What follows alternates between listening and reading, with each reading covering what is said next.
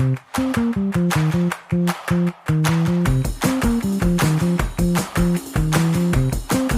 there, and welcome to Fan Theory Queries, where we analyze fan theories from all over the internet, but mostly Reddit. I'm Spencer. I'm Michael. And I'm Blythe. Blythe, thanks so much for joining us. Blythe is filling in with us this recording session, which when we record, a little peek behind the curtain, we record multiple episodes at a time since they're so short. And so Laura is a little under the weather right now. Laura, our normal co-host, has a little bit of a scratchy throat. And so to give her a break, Blythe, our official fill-in co-host, is jumping in into Laura's seat. Luckily, Laura kept it warm for her, so you're all good to go. Yes, thanks for having me. Laura, we miss you. Yes, especially me. All right, D&D nerds, are you ready for this one? This is a good one.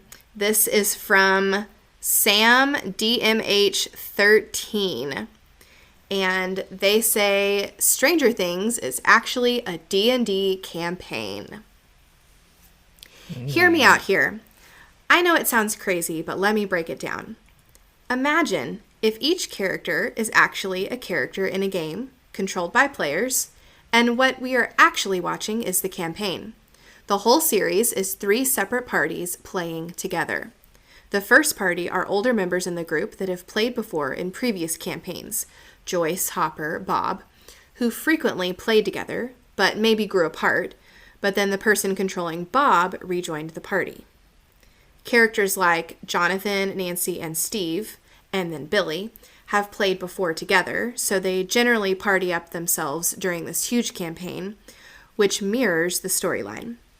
The final party is the younger newbie party, consisting of Elle, Mike, Lucas, Will, Dustin, and Max. They are new, so the Game Master uses them for his campaign, which includes taking Will, giving 11 weird powers, and making their friends try to save them without help from the other 2 parties. Each party has their own campaign and goal in mind, but as they continue to play, they learn that they have to rely on each other's help for any of them to win the campaign. Each season is a different 3-part campaign, with small side quests for certain characters, like when 11 has to meet up with her long-lost sister in order to be able to rejoin her previous party. Thoughts? So Okay. a quick clarifier for listeners. This was posted several years ago, so that's why there aren't any recent characters mentioned. So it says 4 years ago, so that probably would have been after season. Probably would that have been before season 3? Probably. Probably was right after season 2. Yeah. But yeah, I would still definitely worth talking about, and I don't think that anything since then has made it impossible. Right. Mm-hmm. Yeah, I think this is an interesting take as a DM for a campaign that Blythe is actually playing in. Yes. I don't want to give away what my rating is, but I do think this is an interesting way of looking at the show, because there was another show that recently came out that I started watching, and I wasn't super into it for the first few episodes, but then something clicked in my brain, and I was like, if you watch this and picture it as people playing a D&D campaign, and this is their campaign, it honestly took the show from a 1 or 2 up to 11 for me. It made it so much better. And so I like the idea of doing that with this show, even though this show was already great without thinking about it like that. Mm-hmm. I think that this adds a whole different perspective to what happens in the shows, and it also kind of gives somewhat of an explanation for some of the just drastic differences in between the first 3 seasons that we talked about in a previous episode. But or maybe some potential plot holes or inconsistencies. Yeah. Right? Mm-hmm. Yeah. Because as good as any DM is out there, even some of the greats, there's going to be 1 or 2 things that they miss if they try to connect all their campaigns together. as far as like continuity goes. And so like you said, Spencer, it would definitely make sense from that perspective to explain some of the things that are plot holes in the show. Well, and it's but not also, even, go ahead. as this theory states, it's not even just a new campaign every season, but multiple parties playing separate campaigns that are kind of converging. So that could get confusing, but that would definitely explain how some things are kind of disjointed, possibly in the show. Not saying they are, but if they were, that would explain that for sure. Yeah, and I do like thinking about the different parties that they mentioned. The older players, the medium ones, and then the new ones. Which it would explain a lot of their decisions in the show. Yeah. But what's cool is looking at this, 4 years removed and seeing how, okay, you have that, you can see how that makes sense in the first 2 seasons, but then in the next 2 seasons, you do see that those formulas start to be messed with a little bit. So you don't always see the same people grouping up. You see them mixed in together. You see adults with kids. You see, those parties not be so strict. And you see new parties. Season 4, you had the California party. Yeah. And then Interesting. you had the party that actually mattered, which was well, that's probably Eddie and that's and, probably funny, Dustin and, because that's probably a good transition into our first comment. Blythe, I see you have highlighted a great comment here from Metatron 207. Yes. They said, Will is definitely an NPC. He's gone for long stretches. I think we can all probably agree with that. He's gone for long stretches in some campaigns, and in-game, he's a DM, which would be a fun little meta joke. This is one of those theories that is almost impossible to disprove and isn't likely what the Duffer Brothers actually had in mind, but it's fun, and I like it. Yeah. Will is definitely an NPC. Yes. Absolutely. Oh my goodness. Well, let's play a fun game. Who are the NPCs? So, this is. Sorry, go ahead. I was gonna say I think that Surfer Bro Pizza, I forget what his name is. I feel like he would be an NPC. Yeah, I think the crazy but fun dude that helps Joyce that can speak Russian and knows karate. Oh yeah. I can't remember his name. I think he's an NPC. Yes. Yeah, Definitely. I guess so. I'm sorry, I can't believe I'm blanking on his name too. I think the Russian prison guard that helps them and then ends up getting destroyed because of it by his own people. I think that he's an NPC, possibly. I actually, thinking about this theory, have thought, because having multiple parties with converging campaigns, that's really complicated. And so it might almost make more sense that our main cast, they are just one party together, and then maybe you see whether it's maybe just the kids and then the parents are all NPCs. But then you think of, Hopper is so awesome. Like, how could that just be an NPC? But there are awesome NPCs if you have an awesome DM. So it's possible. But I think the thing that's hard for me with this theory is just having multiple campaigns going at once. I think it would make more sense for it to just be one campaign with maybe some separate side quests, or maybe we're just seeing things that the NPCs are doing, like the parents, that, maybe in a campaign would have just been explained to you by the DM, or you would find out about later. But I love this. I want to tag onto what you just said, but before listeners kill us, Murray, the character's name is Murray. Yes. Oh my goodness. Thank you. But yeah, when you put it that way, Blythe, let's just say let's just say that this is one game, because that's what the theory is. It's a D&D campaign. Yes. How do you, Michael, as a DM, Yes. could you feasibly manage 3 different parties simultaneously? Not necessarily like, obviously at the same time, but let's say each week as a DM, you have 3 nights dedicated to running a campaign. And then let's say you have one session, and then the next session during the week is another party, and you kind of give them, maybe you do, maybe you don't, give them some kind of a recap of what happened with the other party. Maybe, I guess it would be more, it'd make more sense that you wouldn't get that information, so they don't make those decisions based on what those people do. Yeah. Would that be exhausting? So if I didn't have to, like, if that was my job, if my job was what is actually my real life dream job, is to just be a DM professionally.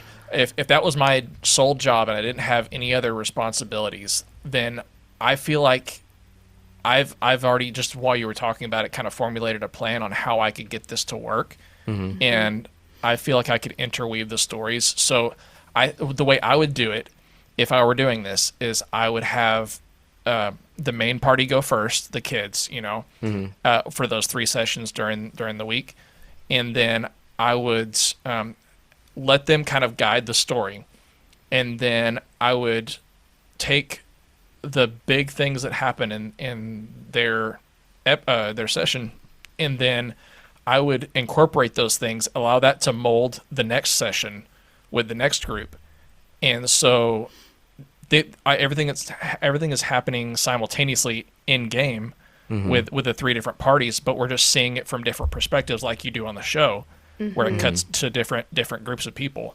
And so I would allow the first one to impact the second session, and then whatever happens in the second session and the first session, that would also impact the third session. And so it wouldn't necessarily be as difficult to plan for, because you kind of allow one to lead to the other, and they do a lot of the work for you. But yes, I could see how this would be very time consuming to organize. I actually saw a video the other day of, I didn't know this was a thing until I saw this video, but apparently there was like a gaming store where there had been literally like 10 different tables, 10 different gaming tables of people playing in their own separate campaigns, but all their campaigns were connected. Like they were all playing different characters in the same world, and all their stuff was happening simultaneously, and there was one like person in charge of all of it. Yeah, there was one person in charge of the whole thing, who was organizing between the different DMs of each table what was going on with the others.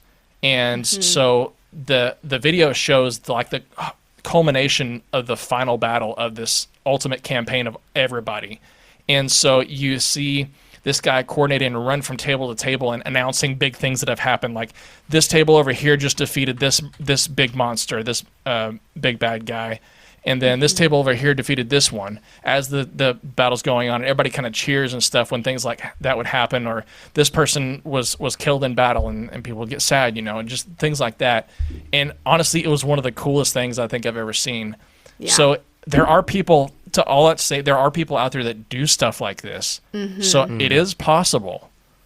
It's just, for me, that would have to be my entire career to be able to manage something like that. It's all consuming. I think that is more possible, doing it that way simultaneously with multiple DMs in the same space. So each table is informing what the other one is doing at the same time, rather than having it disjointed throughout a week. Because, you have, in some of these episodes, you have like the parents doing certain things because of what the kids are doing at the same time, or they're communicating with each other while they're doing something together.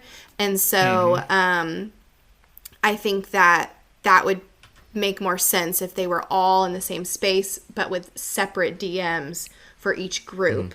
Well, it's like in this latest season, the whole big kind of finale where they're all kind of working together and coordinating with each other. Each group is coordinating with each other on what they're doing in order to take down Vecna, Yeah. And I think that's great. Yeah. I think it's safe to say, though, out of anyone, Eddie and Erica are for sure main characters of the show and of the campaign, if it is a D&D campaign. So my question then would be, I guess because the season or the series is not complete and we still don't know, we assume that Eddie is gone. Like, do you write characters, disposable, awesome characters like that? I do. mean, Okay. Not to give anything away for the future of the campaign that I'm running for Blythe, but there are some characters that have introduced and are planning on introducing that are meant to And they're playable? ultimately make a sacrifice. I may or may not have some guest players lined up to play some of these characters for a short run, but yeah. Okay. I think me, as someone who has only DM'd a couple of one-shots, but as someone who's primarily just a player, personally, although it would be really sad if one of my players actually died in game, I just think narratively how cool that is when you have someone go out that way, if that is what has happened to Eddie. I think, that was so epic. I would be totally fine with that if that's what happened to my player character in a game like that. So I think that's totally possible. All right, cool. Okay, so let's take a look at a couple other comments here. Sad Chipmunk, love the name, said, having played D&D, I think the characters act a lot like players in a campaign. They all have specific skills and weaknesses. They have proficiencies and different weapons as well. For example, Hopper is definitely a barbarian, and Murray is a bard. Hopper uses intimidation checks, and Murray uses diplomacy. Nancy is proficient with guns, where Steve is better with the nailed bat. I'm not sold on the show actually being a campaign that we're seeing, but I think D&D mechanics play a part on how the characters develop and behave throughout the series. I think they wanted to bring D&D to life in a way that is digestible for everyone and not just nerds. See, I love that because that's exactly what the show is. That's Show has brought so many people into the world of D&D that would never have even touched it before. Yeah. So there's that point of it, and I do appreciate that. But at the same time, this could also be true, kind of like Michael, what you were saying about looking at other shows as D&D campaigns. This is not necessarily exclusive to D&D, though. Like, all movies have characters in them that are good at certain, not all movies, but you get what I'm saying, action movies. Even a comic book movie.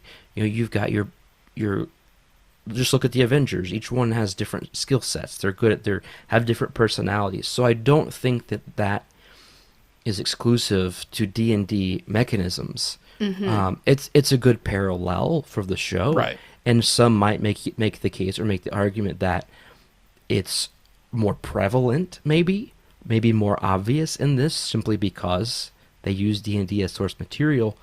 But I would not use that as support for the theory for sure. That's fair. So my whole life, I have always watched movies and then, throughout the days and weeks and months after I've seen a movie that I just thought was awesome, I start imagining other scenes that could be in there, other characters, or, what happened after the ending. And that's all, theater of the mind at that point. And so I feel like, especially as an avid D&D player now, where it's all theater of the mind, it is so easy to make this connection to almost any, I don't want to say nerdy film, but almost any film or TV show in general that has some sort of combat element and things that you would find in D&D like this. So I think that's a good point, Spencer, because I can see that playing out with most films and TV shows that are like that. I mean, Marvel, DC, all of that are great examples. Star Wars, yeah, absolutely. Star Wars works too. Yeah, and even the movies and shows that don't really have any combat in it, just think of those as sessions that for groups that aren't really into combat in D&D and just play it for the RP side of things, the role-playing side. Like that's just, they want a more serious thing. So I mean, that formula can be applied to almost any form of media at this point. Yeah, if you really think about it. Yeah. So what's that last comment, Blythe? So our last comment here is from Sherbert Sean, I believe. Says, this is fun because D&D is a recurring motif of the show. However, this theory could be applied to any show or movie. It is a variant of the "it was all a dream" trope. For example, "it was all a game." The theory itself is likely unprovable, since a reveal of this kind would most likely trivialize the story's consequences. As such, the writers are unlikely to pursue it. A notable exception to this rule is the Lego Movie. The reveal there has two distinct features. It is a direct continuation of the story's themes that allows the moral or lesson to be rephrased in a relatable way. We're taken to a completely different world, CGI to footage, which softens the transition. The CGI world already follows such disparate rules that its consequences are still tangible after the reveal. This is certainly possible with Stranger Things, but in my opinion, the D&D campaign reveal takes us to a world that's too similar to the story being portrayed.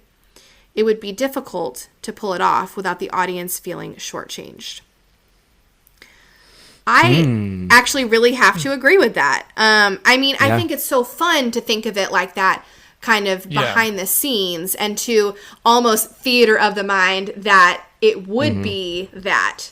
But I agree. I do think it would kind of take away from the show if they did do some big reveal like that. I don't know how I would actually feel about that if they really showed that. I'm 100% in agreement. I would not be happy. Yeah, it's kind of like, to provide another example, I saw an interview. This is an old interview from years ago, but it was a talk show, and the cast and writer/director of the show of Sons of Anarchy were on there. And the guy that created the show, the writer-director, he was talking about how this was basically, they were doing this interview because the finale of the show was about to air. So that tells you how long ago this was done. But he said that whenever it was coming up, people kept asking him for little hints of what's going to happen in the end on Twitter and messaging him on social media. And he said that he posted, without saying it was a joke, he posted a joke about like what the ending was going to be like. And he said, because for those that don't know, Sons of Anarchy is a show about this biker gang and all the serious stuff that goes on with that. It's a drama. It's not a fun show. And he said that the ending was going to happen to where Jax, who's the main character, the guy that leads the biker gang, actually snaps out of a daydream, and he's riding a Vespa with a coffee in his hand, and he pulls into a parking space, and that's how it ends. That's so funny. And he's basically been daydreaming about being in a biker gang the whole time. I love that. So, and apparently people believed him and just flipped out on social media until he finally revealed it was a joke, guys. But that just kind of made me think of that whenever we were talking about this last comment. Yeah. All right. Well, I think I've about at my rating at this point. Yeah, I think I'm about there too. Hold that thought, because we're going to go to an ad break.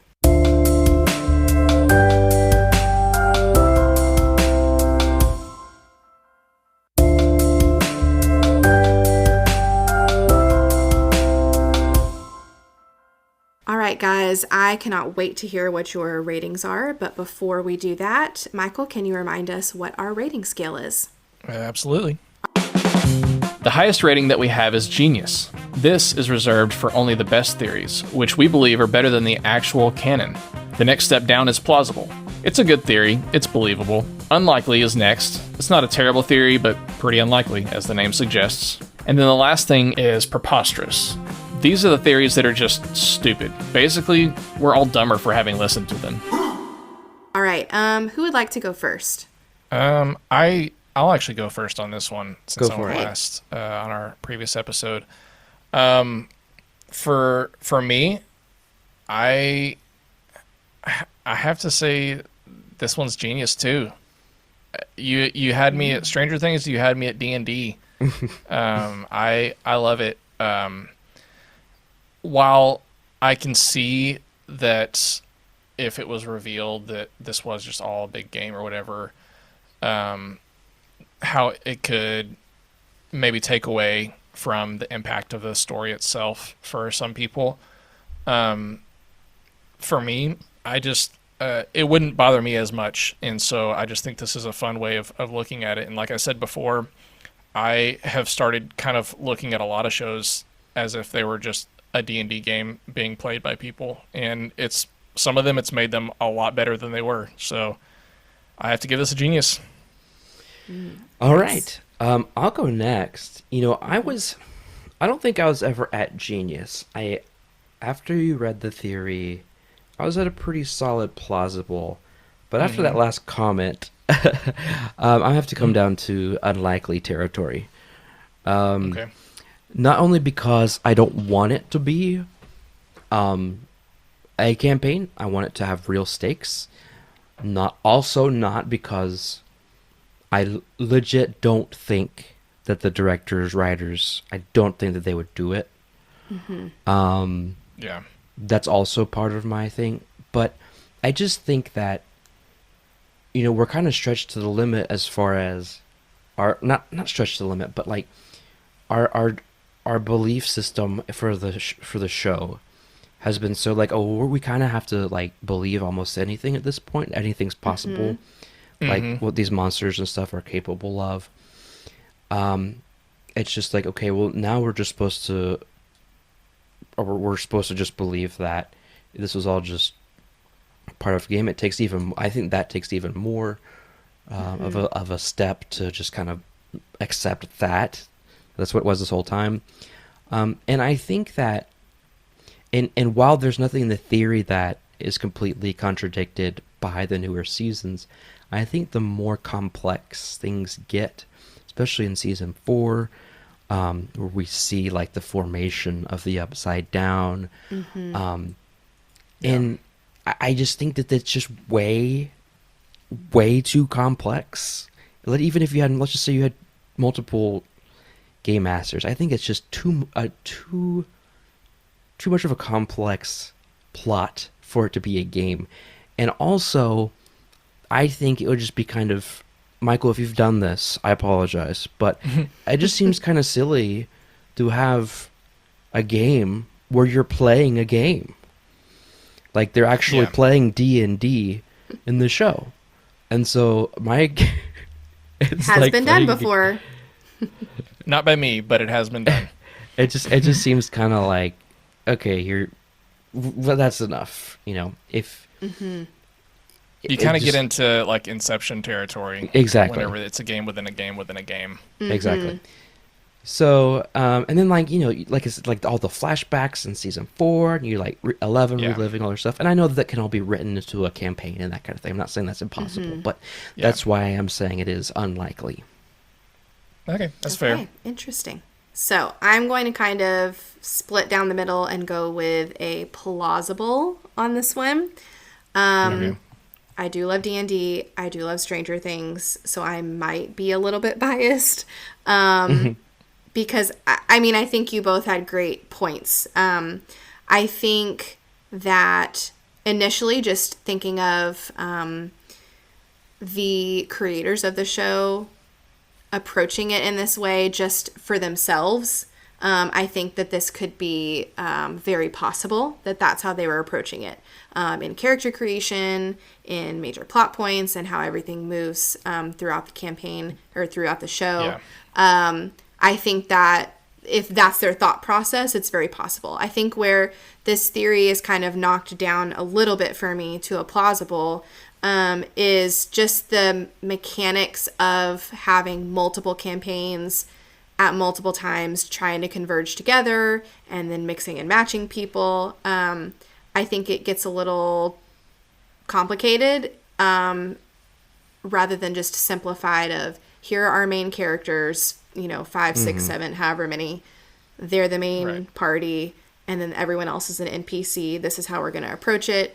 I think that just going about it in this way of having the parents are a party, and then the older kids are a party, and then the younger kids are a party, that's a little too complicated for me and kind of knocked it down a bit. And then I do agree. I think that even though my love for D&D is very strong, I think that it would kind of Cheapen. diminish the show itself if they did some really big reveal, guess what, they were playing D&D the whole time. I think it's more fun to think of it as that's probably what's actually happening, but this is how awesome D&D is because this is what you're seeing in your mind when you're playing. This is what it actually is. Yeah. So I think if you think of it that way, it's easier to go along with this theory. So all that being said, I'm going to go with a solid plausible. Awesome. Well, this was a great pick. Thanks for finding this one and sharing it with us. Yeah. Yeah. Absolutely. And since I was polite and saying thank you, that means it's time to bring this episode to a close. But before we do, we talked about superheroes and stuff, and so it's kind of coincidence because I just happened to come across this fascinating movie detail about a superhero movie. Okay. And it was just too mind-blowing that I had to share. So I found this on Reddit, as I usually do, posted by Pale Guy. And they pointed out that in Captain America, the First Avenger, Marvel acknowledges the existence of Hitler in their universe. This would also mean that Hitler is eligible to be added to the list of top 10 MCU villains. So where would you rank him? Who's worse, Hitler or Thanos? Oh. Or should we not have they're that kind of the discussion? same person. Yeah. I mean, genocide is kind of the theme for both, right? Yeah. Someone actually commented, "What's his superpower?" And the response was racism. So Oh, yikes. Yep. Very true. Very That's- true. that's He spot is a on. villain in any universe. That sounds like we're wrapping this up. So this has been Fan Theory Queries. I'm Michael. I'm Blythe. And I'm Spencer. In our next episode, we ask, is Kirby an apex predator? Subscribe to Fan Theory Queries so you don't miss out on that and other fascinating fan theories.